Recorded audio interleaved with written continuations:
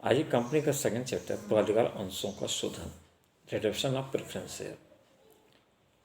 पूर्वाधिकार अंशों को अधिमान अंश भी कहा जाता है। कंपनी पूर्वाधिकार अंशों के शोधन का अर्थ यह है कि इन अंशों पर प्राप्त राशि को निर्गमन की शर्त के अनुसार कंपनी अपने जीवन काल में पूर्वाधिकार अंशधारियों को वापस कर देती है। पूर्वाधिकार अंशों को शोधन करने से पूर्व कंपनी के कुछ नियम बनाए गए हैं। इन नियमों का पालन अति आवश्यक है। नंबर 1 कि पूर्वाधिकार अंशों का शोधन से पूर्व इन पूर्वाधिकार अंशों का पूर्णदत्त होना आवश्यक है। फुली पेड अप, पूर्णदत्त होना आवश्यक है। पूर्णदत्त से आशय यह है कि यदि इन अंशधारियों पर कोई मांग या याचना की राशि बकाया है तो प्रथम कंपनी अंतिम मांग करेगी और वह बकाया राशि प्राप्त हो जाने पर पूर्वाधिकार अंश फुली पेड अप माने जाते हैं। जैसे यदि पूर्वाधिकार अंश 100 रुपये का है और इन पर 90 रुपये ही पेड अप हुआ है तो 10 रुपये अभी मांग बाकी है, तो 10 रुपये की मांग कंपनी की की जाएगी और इन राशि को प्राप्त हो जाने पर वह पूर्वाधिकार अंश पूर्णदत्त अंश कहे जाएंगे, फुली पेड अप कहे जाएंगे। दूसरा कि पूर्वाधिकार अंशों का शोधन लाभांश के लिए उपलब्ध लाभ से ही किया जा सकता है। उपलब्ध लाभ से ऐसे लाभ से है जिनमें से कंपनी के द्वारा लाभांश का भुगतान किया जा सकता है। उपलब्ध लाभ से आशय ऐसे लाभ से है जिनमें से कंपनी के द्वारा लाभांश का भुगतान किया जा सकता है। उपलब्ध लाभ के लिए कौन कौन से लाभ हैं?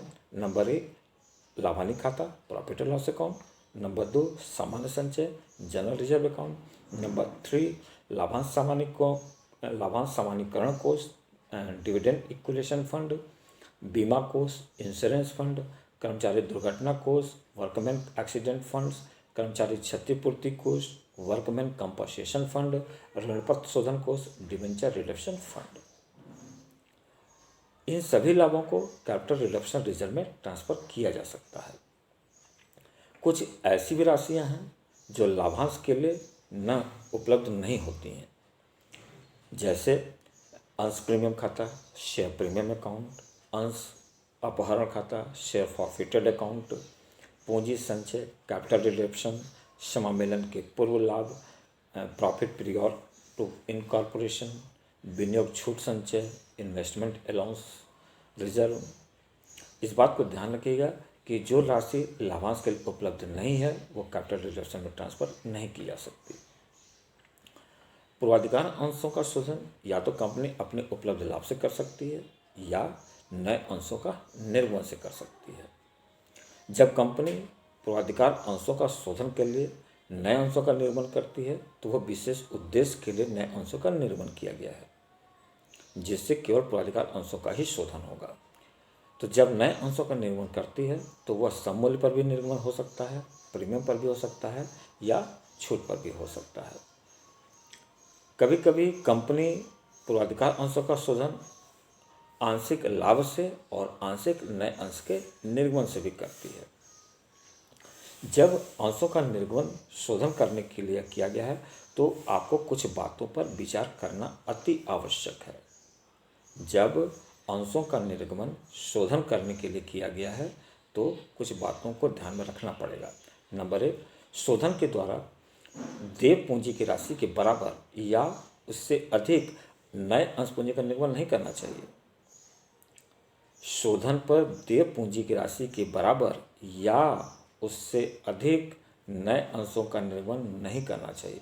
मतलब जितने पूर्वाधिकार अंशों का शोधन करना हो उस राशि के बराबर ही नए अंश का निर्गमन करना होगा। दूसरा, यदि नए अंशों का निर्गमन प्रीमियम पर किया गया है तो शोध्य पूंजी के लिए केवल नए अंश पूंजी को ही ध्यान में रखा जाएगा। यदि पूर्वाधिकार नए अंशों का निर्गमन प्रीमियम पर किया गया और पूर्वाधिकार अंशों के शोधन को पॉइंट ऑफ व्यू को ध्यान में रख करके तो प्रीमियम को ध्यान में नहीं रखा जाएगा। मतलब प्रीमियम से प्राप्त राशि का उपयोग केवल प्रीमियम भुगतान में ही किया जाएगा। जो सममूल्य की राशि प्राप्त हुई है उस राशि का प्रयोग ही पूर्वाधिकार अंशों के शोधन में होगा।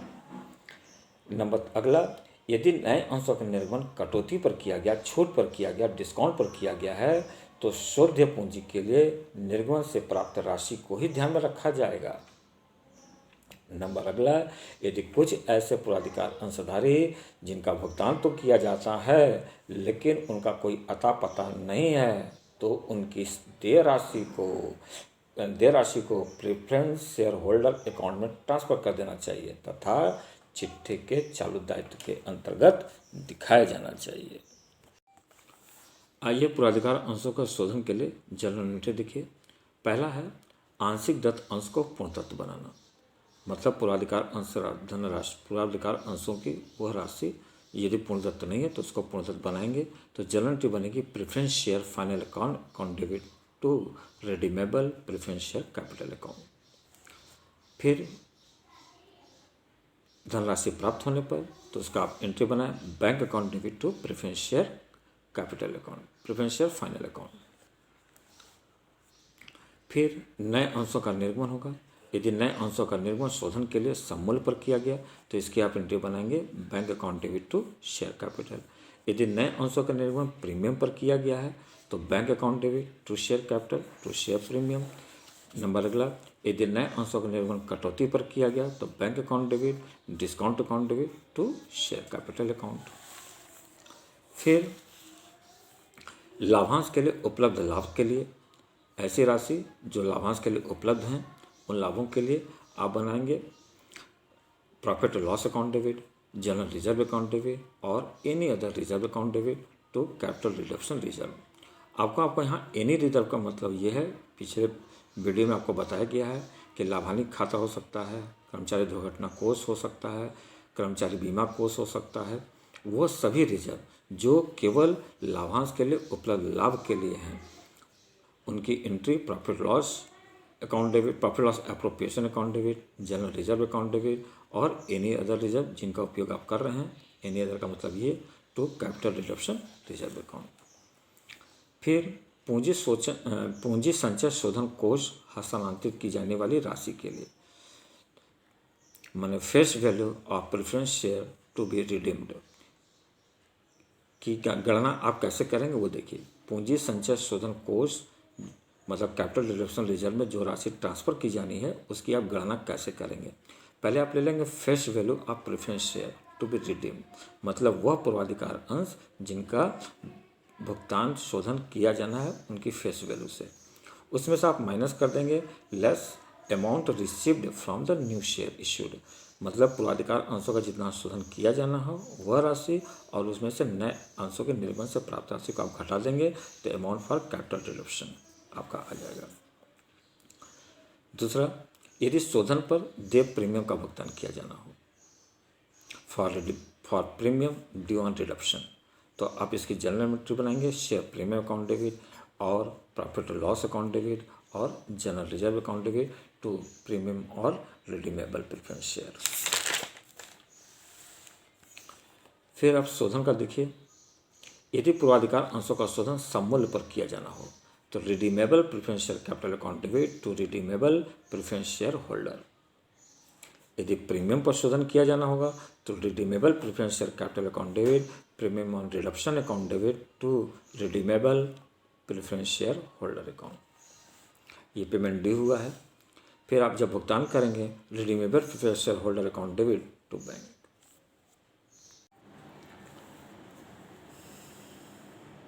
आइए प्रश्न देखिए पूर्वाधिकार अंशों के शोधन के संबंध में।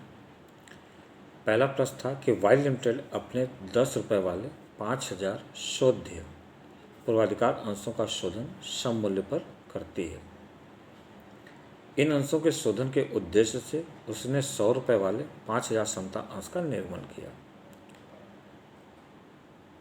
मतलब कंपनी पूर्वाधिकार अंशों का शुद्ध पूर्वाधिकार अंशों का शोधन सममूल्य नए अंशों के निर्गमन पर कर रही है।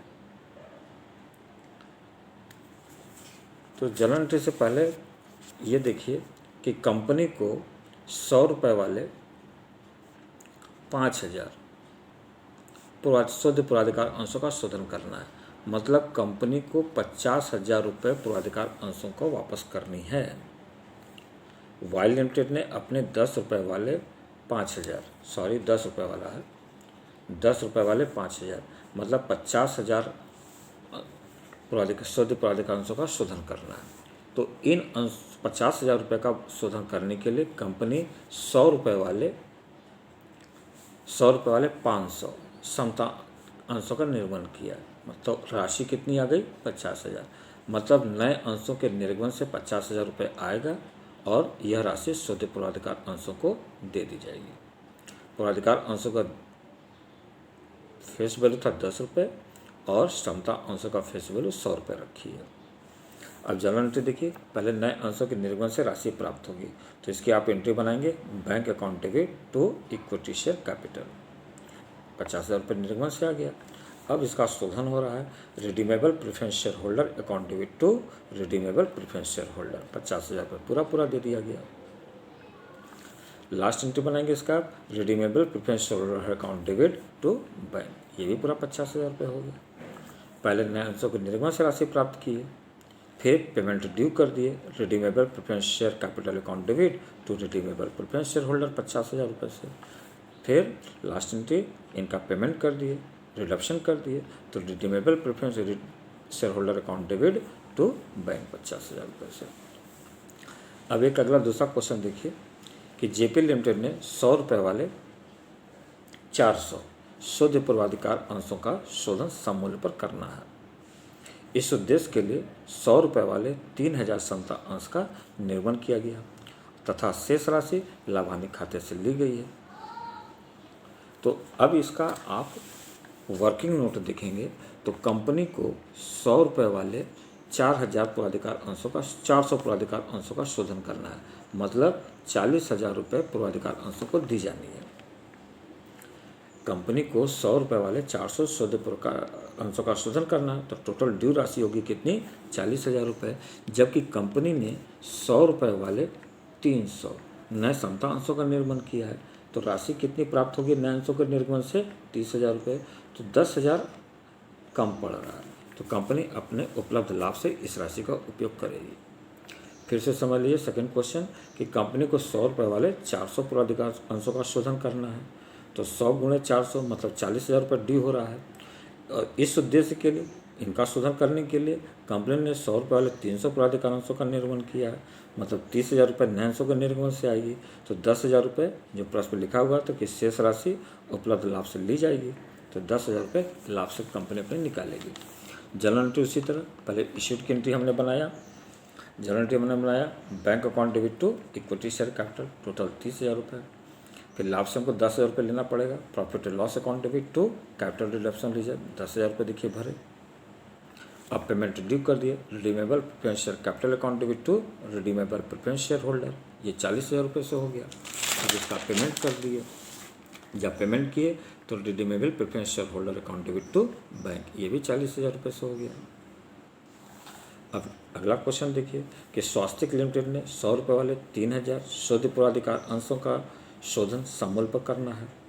इस उद्देश्य के लिए 100 रुपये वाले 2,500 समता अंश 10% प्रीमियम पर निर्गमन किया गया है तथा शेष राशि लाभानी खाते से ली जाएगी।